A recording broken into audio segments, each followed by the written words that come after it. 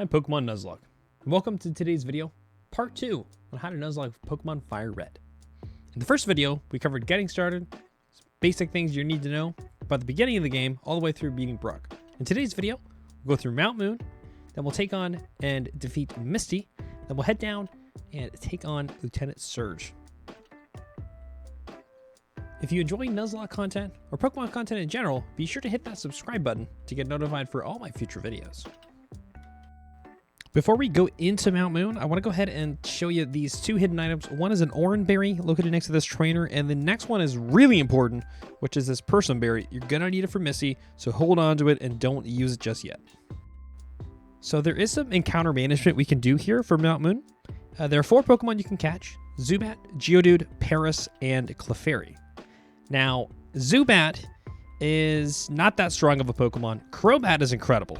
If you're playing on a randomizer, even if you're playing base FireRed, but you run it through the randomizer program, you enable impossible evolutions, and you give yourself a national dex, then you can get Crobat starting at level 23, which is really great.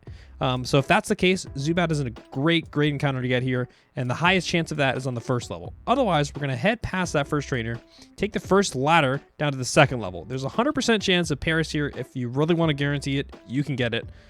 It's a decent mon, does have a lot of weaknesses, but in the right situations, it can be very useful. Parasect can be great against Lieutenant Surge.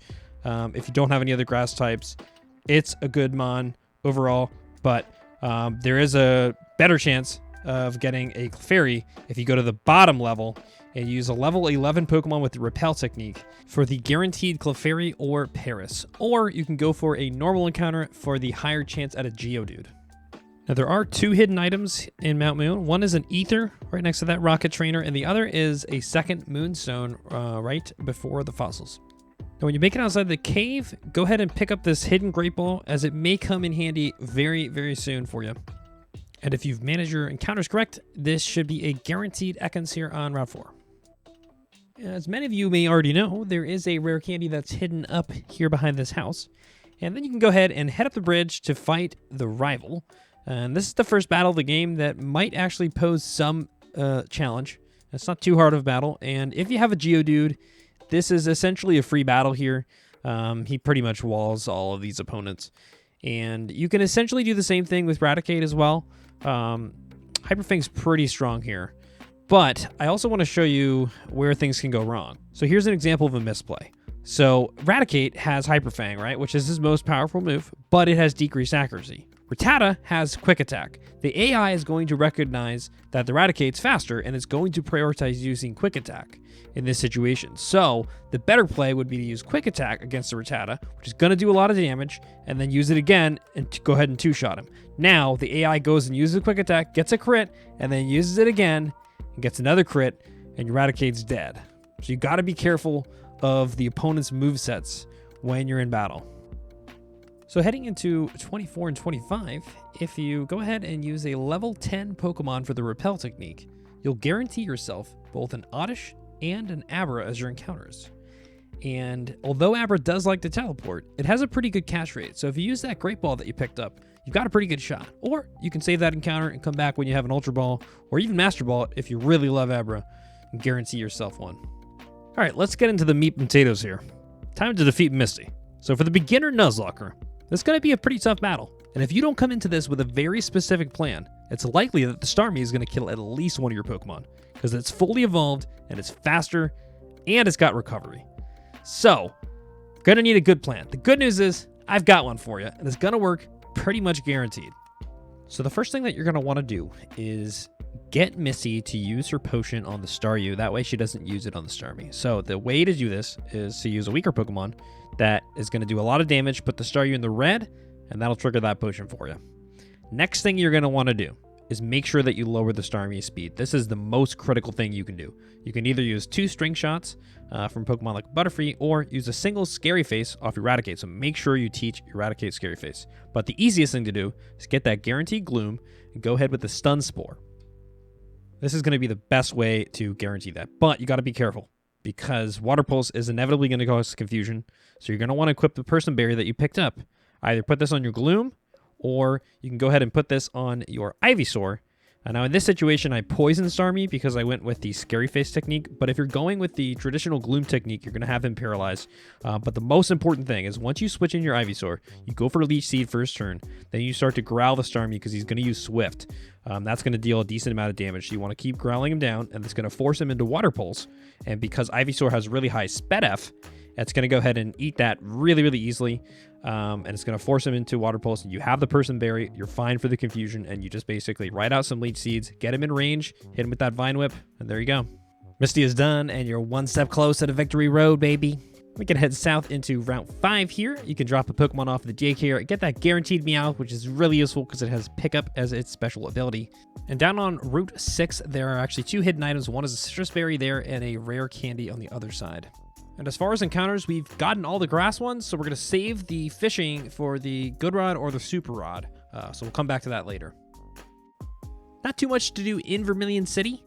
Make sure you want to talk to this NPC right here and pick up the Versus Seeker. So this is a really useful tool for battling trainers again. So you can use that to level up your Pokemon. All you got to do is walk a certain number of steps. I think it's 100 steps, and then you can trigger that and rebattle trainers as many times as you want. So it's a great way to go back to other areas of the game to fight lower level trainers, so you can level up those Pokemon safely so you don't get those Pokemon killed.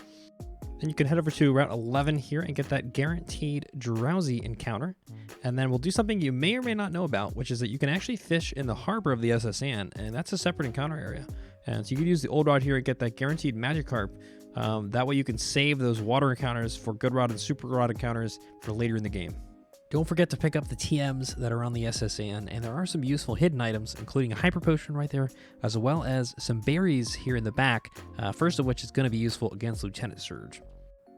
Alright, so let's get into the battle with the rival, and if you have Geodude, it's pretty easy here. Once again, you can take out that Pidgeotto pretty easily. You do have to watch out for Metal Claw off the Charmeleon, which is super effective, but he's much more of a special attacker, so it shouldn't do too much damage. He should be okay. If you went for the 100% Paris, or you just got Paris because you were looking for Clefairy and didn't get it, that's fine. It's going to be perfect for this battle. So we're going to lead things off here with an Intimidate off of our Arbok. We're going to Glare the Pidgeotto, lower that speed. Going to go ahead and hit him with a Poison Sting or hit him with a Wrap. Get him kind of trapped in. He's not going to do too much damage. Arbok's pretty defensive, and now I've already lowered that attack, so it's pretty good kind of a setup. But we're going to keep our health on our Arbok because we're going to want to use the Intimidate against the Eradicate later. So we're going to go ahead and do a pivot here into our Pidgeotto, and we'll just go ahead and use our Pidgeotto, take out the other Pidgeotto. Should be fine, one-on-one. No big issues here. Got the lucky crit. That's great. Then we're going to go ahead and pivot again here. So on this Eradicate, he's likely to attack. So we're going to pivot into Intimidator again. All right, so this is the importance of Intimidates in Nuzlocke. Very, very important here. So this is going to lower that Eradicate's attack. Now he's -1, so even if he gets a high roll here, it's not going to do too much damage against our Eradicate. We hit with Hyper Fang, bam, easy kill, easy money. You can also use the Mankey in this situation, get an easy kill. Kadabra has low physical defense, so you could hit it here with a Hyper Fang and probably easily kill it. But we'll just go ahead and Scary Face it here just to be sure. And we're going to go into a Parasect here, and there's nothing you can do. It can use as much confusion as it wants. Leech Light super effective. It's Stab. And Parasect's a physical attacker, so it's pretty much going to be an OHKO here, guaranteed. Easy way to kill that Kadabra. No problems. Parasect is a hard wall. It's going to bait that Ember, but we're going to go ahead and do another Intimidate pivot just in case he goes for like a Metal Claw or something later. Just good to have that. Always have that in the back of your mind here. Going to go ahead and Glare him here. Always that chance for paralysis. Again, being successful in these battles is about maximizing those opportunities, right? So yeah, you could go in and you could go for the Hyper Fang, but if he gets a crit on something, it's a bit of a issue, something you got to deal with, right? So that Drowsy has really high special defense, so it's a great wall for this Charmeleon. Even though he's not going to do a lot of damage, Ember's not going to do much damage to the Drowsy, so it's a good situation. Put him in. Yep, he gets a crit there, that's fine. You switch him out. You have a variety of Pokemon that can tank at least one hit. That gives you opportunities to kind of chip damage, paralysis. You always have that chance that they're going to miss. Now, boom, now easily outspeed, and get the easy win. And that's how you guarantee these victories in these situations, is by putting yourself in positions to win. All right, and now let's get into the battle with Lieutenant Surge, where if you have the Geodude, again, it's as easy as clicking Magnitude and hoping for a high roll. And if you get it, it's pretty straightforward. I got super effective moves, pretty easy. Yeah. But if you don't have it, that's fine. Parasect does an excellent job here. Just give him that cherry berry, because he will need it, right? So there's a chance of Pikachu going for it here, and he doesn't. Go for the Leech Life, a little bit of curing up. Okay, the most important thing is similar to Starmie's Pokemon. You want to get some sort of status infliction. I usually go for the poison here. That way, when he starts double teaming, you've already got poison damage against him, and he goes for full heal. That's Super Sag. That's fine. Hit him with the poison powder again here. Now he's kind of locked in. You know, he's going to spam double team. That's fine. He's going to keep hurting himself. Shockwave does pretty much nothing to Parasect. He's obviously resistant, and he's also very high Sped F. So same thing with Ivysaur here. Really great situation. He can't do much damage with Shockwave. That's a critical hit. Does almost nothing. That's fine. Hit him with a Leech Seed, Poison Powder combo, and just kind of ride things out. I mean, there's not much you can do once you've got Poison and Leech Seed up. Eventually, Raichu's going to die to that. He can spam double team all day, but he's going to lose. So that's a guaranteed victory for you.